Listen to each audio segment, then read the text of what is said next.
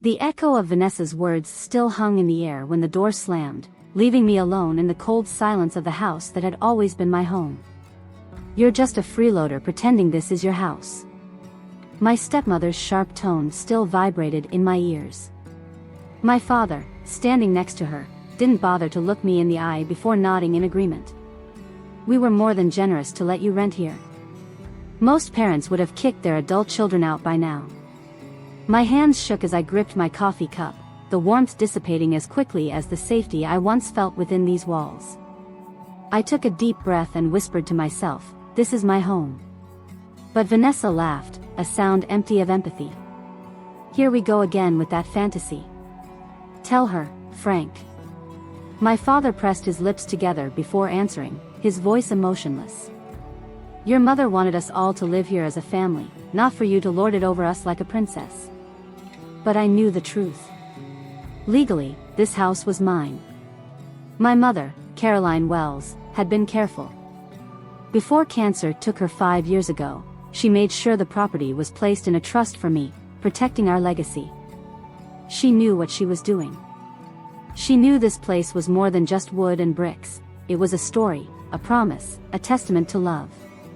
Outside the window, I watched as my father's car disappeared around the corner, taking Vanessa and my half-sister Cassie on a 10-day trip to the Bahamas, a family vacation from which I had been deliberately excluded. Cassie didn't even look up from her phone to look back. To them, I was already a stranger in my own home. That was when my phone buzzed. A notification. An email from Vanessa to my father. But by some oversight, she had copied me on the message. My heart raced as I read. "Frank," I spoke to Harold. "He said that when we return from vacation, we can proceed with legally removing Samra from the house. He doesn't think her claim to Caroline's wishes will hold water without the original trust documents." The world around me seemed to shrink. Who was Harold? And what did original trust documents mean? A growing unease gripped me. They were trying to remove me from the one place where I still felt my mother's presence. And for the first time, I realized that I had to fight. My mother wasn't just a brilliant architectural historian, she was a woman of vision, of passion. This 1887 Victorian house had been her life's work, her crowning achievement. I had grown up among scaffolding and paintbrushes, among her weary smiles as she brought every detail of this house back to life. I had promised her I would preserve it all. I had. And now? Now they wanted to erase it all. I closed my eyes and took a deep breath. There was a fire burning inside me. A fire that Vanessa and my father were not prepared to face. I would not be extinguished, I would not be forgotten. This was my home. My story. And I would do whatever it took to protect it. What about you? What would you do if someone tried to take something that was rightfully yours from you? Would you fight? Or would you let them bury your legacy under the comfort of others? If this story touched you, share your thoughts in the comments. And if you want more stories like this, don't forget to subscribe to the channel. The journey is just beginning. The transformation of the house was not the only thing that had changed. Every room restored, every detail meticulously restored by my mother, now seemed like a target for those who wanted to erase her legacy. My father, once dedicated to preservation, now referred to the antiques as that old junk and suggested that we modernize the rooms she had so lovingly restored. Every time I raised my voice, citing my mother's wishes, he would walk away, cold and distant. "Your mother is gone, Samra," he would say. "The living must come first." But I knew that what he really wanted was not just to modernize the house. He wanted to erase its history. He wanted to take what was left of my mother. And with Vanessa by his side, it seemed he was determined to do just that. After graduating last year and landing a job at a local preservation society, I had the opportunity to move out. I could have moved on and found my own place, but something held me back. This house, this Victorian, was my mother's last gift. She had entrusted me with the responsibility of preserving the legacy she had built. Leaving it all behind felt like betraying her memory. So I stayed. tolerating the subtle excavations, the exclusion, the erosion of my space in what should have been my home. But now, with my father and Vanessa thousands of miles away, I knew my chance to seek answers had arrived. What was really going on? Who was Harold? And what did that email about the original trust documents mean? I had to know. I started in my father's office. The one that had once been my mother's library. A place of comfort and knowledge, now a sterile space dominated by Vanessa's impersonal organization. I hesitated at the door. I felt like an intruder, even though I was the rightful owner of the house. The desk drawers showed nothing unusual: bills, stationery, a few family photos. But then I found something.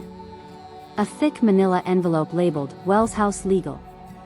My heart raced as I opened it. Inside were copies of the original trust my mother had drawn up, naming me as the beneficiary. But there were also more recent papers, exchanged with a Harold Brennan, an estate attorney. They were trying to invalidate the trust, to destroy my inheritance. I felt a chill wash over me as I read. But among the papers was something else, a yellow note in my father's handwriting. Original trust documents in Caroline's old safe. Sam may have the key. The truth came crashing down on me like an avalanche. They were trying to destroy the documents. Without them, my word would be worthless. This was all a lie. My father was not only forgetting my mother's wishes, he was plotting to take what was rightfully mine. He wanted to erase her memory, and everything she had built. But then something changed. In the back of my closet, I found a small fireproof box, my mother's last gift to me. Inside was the original trust. And a letter from my mother, written in her handwriting, with a business card for Eliza Montgomery, the trustee of the trust. What was written in that letter gave me strength. My mother had protected me, even after she was gone. She knew this battle was coming. My dear Samra, if you are reading this, then Frank has forgotten his promises to me. I had hoped he would honor my wishes, but I had prepared myself for the possibility that he would not. Eliza has the power to enforce the terms of the trust if necessary. The house is yours, sweet girl.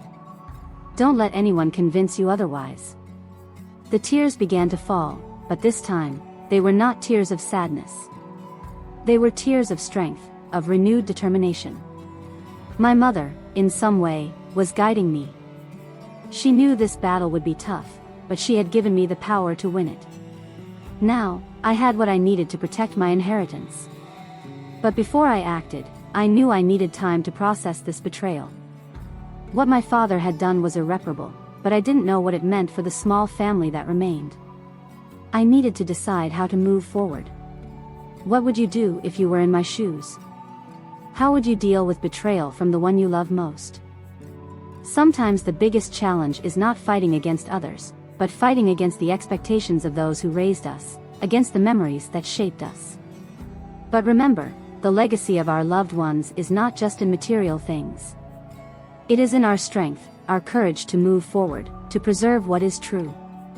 If this story resonated with you, share your opinion in the comments. And if you want more stories like this, don't forget to subscribe to the channel. Samra's journey is just the beginning. I could no longer escape the questions that were pounding in my mind. How long had my father been planning this?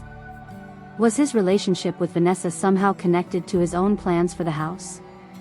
And, most painfully, did he truly accept my mother's wishes, or was he just waiting for the right moment to destroy them?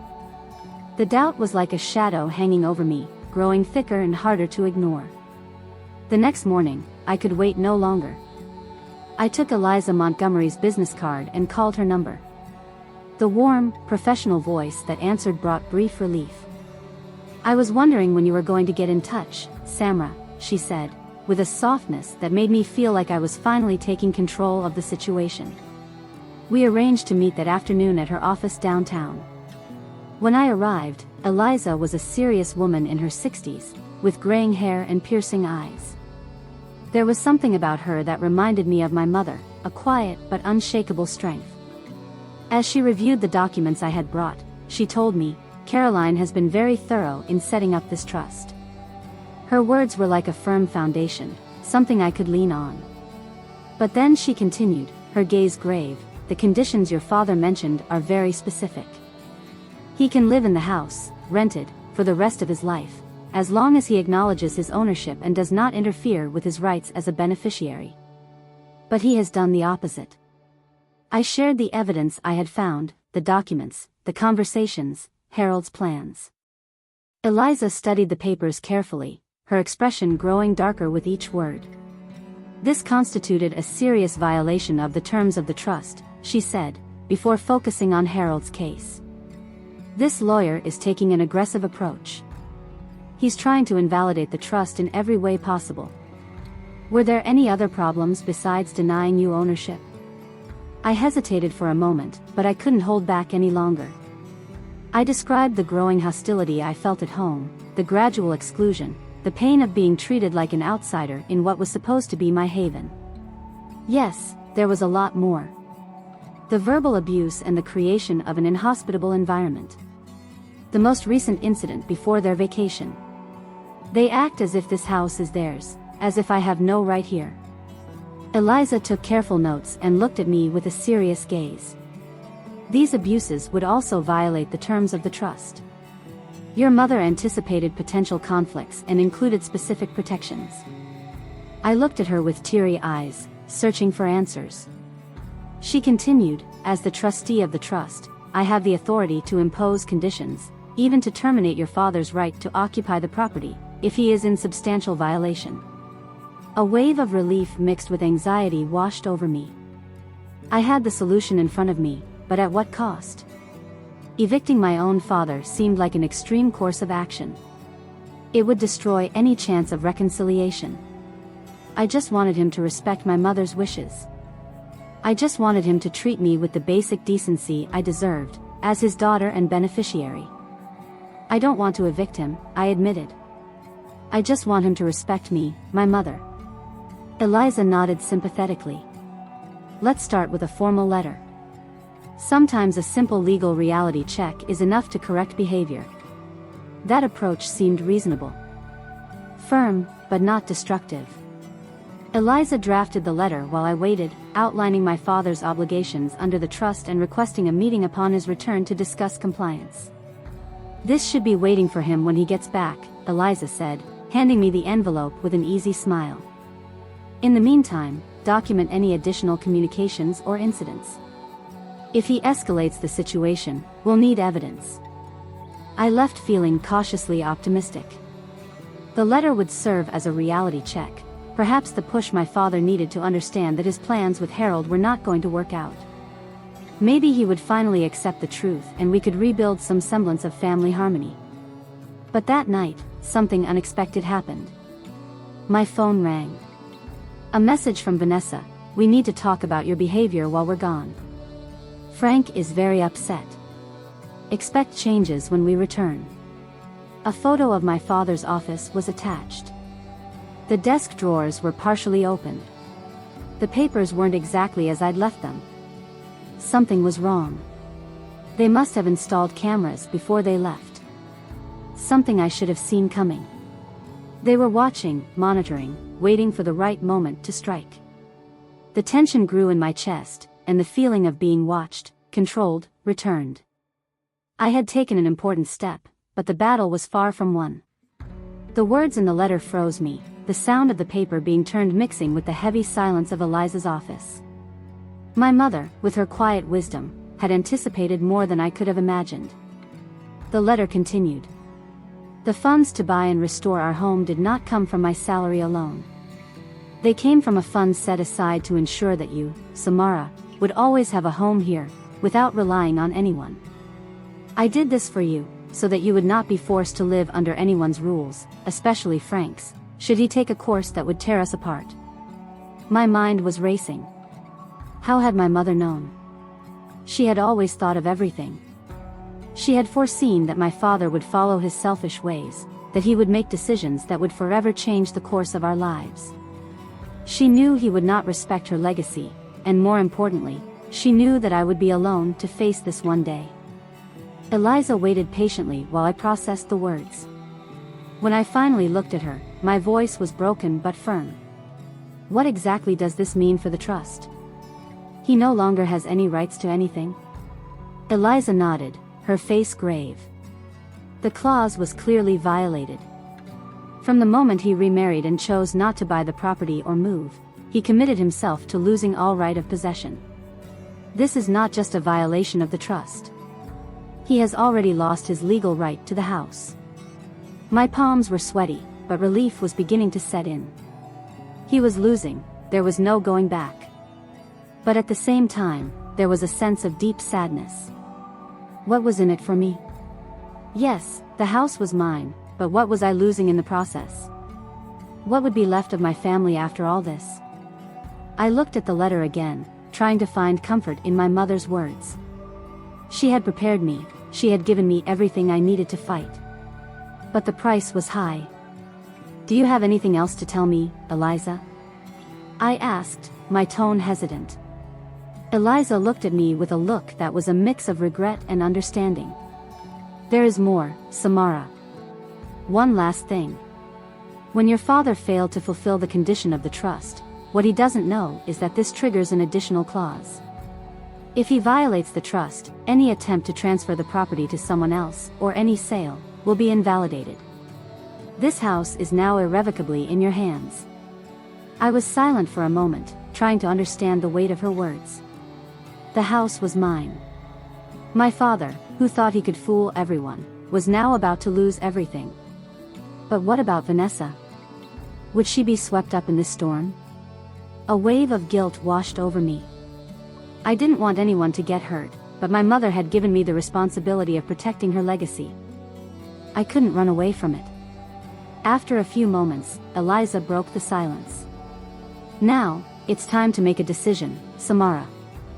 You can go through with the process and make sure your father no longer has access to the house. Or you can try to have one last conversation with him, but with all the facts in hand. The weight of the decision was immense. What was left of me after this? Was I about to destroy what was left of my family, or could I risk reconciliation, with all the pieces on the table? My mother's letter, her foresight and her protection, were now my only shield against the collapse of what I thought was home. I need some time, I finally said, my voice still thick with the pain of the choice. Eliza nodded. I understand. But remember, time is of the essence. The situation could get worse at any moment. I left Eliza's office with the letter in my hands, my thoughts confused, but certain that the next step would be the hardest of all. What do you do when the struggle is between what is right and what your heart desires? The atmosphere was tense as the day unfolded, the seemingly peaceful scene contrasting with the emotional intensity unfolding inside the house. Samara watched from afar, her heart heavy, but with a strange sense of control over the situation, for the first time in a long time. She knew that nothing would be easy from now on, but she was determined not to let her family destroy her mother's legacy. The house was her inheritance, the link that connected her to a lineage of strong women, and she would not lose it without a fight. The sheriff arrived in his patrol car, followed by Eliza and the legal representatives. It was clear that things were in motion now, and what had seemed like a mere property dispute was becoming a legal and emotional battleground. Eliza's presence as the trustee of the trust gave a sense of security, but it also brought home the gravity of the situation. What would be decided here, today, could define the Wells family's future forever. Cassie, at 16, was a weak point. She had no place in the middle of this. Samara knew that, and the last thing she wanted was for the young woman to be pulled further into the chaos her parents were creating. The empathy Cassie had shown in their call was genuine, but Samara feared the consequences. She wished the young woman could be spared, but she knew the reality was not that simple. Cassie's next steps would be as crucial as her own. As the process progressed, Samara couldn't help but feel a deep sadness for her father's betrayal. Not only had he violated the terms of the trust, but he was now taking steps to tarnish his own daughter, manipulating the situation in unthinkable ways. The idea of planting something in her room, something that might suggest imbalance or danger, was sheer desperation. It made it clear how far he was willing to go to secure what he believed was his right, regardless of the harm it would cause Samara and everyone around her. The meeting was about to begin. Samara knew she had to stay strong, that her battle was far from over. Everything she had done so far had been a move toward what her mother wanted: protection, stability, and respect for her legacy. But how could she confront the family she loved in such a brutally impersonal way? How could she move forward when the war was already inside her own home? She looked once more at the house, now empty and silent. Every window, every wall, every detail told a story. There, she had grown up, there she had been protected, there she had learned about what it meant to be a woman, to be strong, to be able to fight for what was hers. Her mother had always known this. And now, Samara knew she could not fail. "Let's stand firm," Eliza said, interrupting Samara's thoughts. "They won't fool anyone anymore. They don't have power over this anymore." The sound of the door closing behind everyone involved in the meeting was like a thunderclap in Samara's heart. The showdown was about to happen. She didn't know what the future would bring, but one thing she knew for sure: nothing would ever be the same again. The house, the fund, and the truth, everything was at stake. What would she do next? Tension mounted as the next few hours unfolded before her. The moment of the showdown was heavier than Samara had imagined. When she saw her father and Vanessa arriving, there was not the expected feeling of victory or relief, but a bitter pain, a sense of finality. Everything she had feared throughout this entire process was happening, inevitably. The destruction of the family she had known, the loss of a vision of home that now seemed irrevocably compromised. Her father's reaction, initially suppressed anger, followed by disbelief and defeat, left Samara feeling a mixture of compassion and bitterness. The shock of discovering that he had never had any right to the house was a hard but necessary blow. Her mother's letter, read in front of him, was the final blow that shattered her facade of indignation. She had not only protected the house, but a whole line of strong and resilient women, including Samara, and her father had never understood this until that moment. The house, which had always been his, was now confirmed as his property, and he had been stripped of any right to it. Samara knew that, in that moment, she was fulfilling her mother's wish and securing what was rightfully hers. Despite the pain, the separation process was formally carried out and the house became the center of her attention. But it wasn't an empty house, lost in the turmoil of family strife. It was being transformed back into the home her mother had envisioned.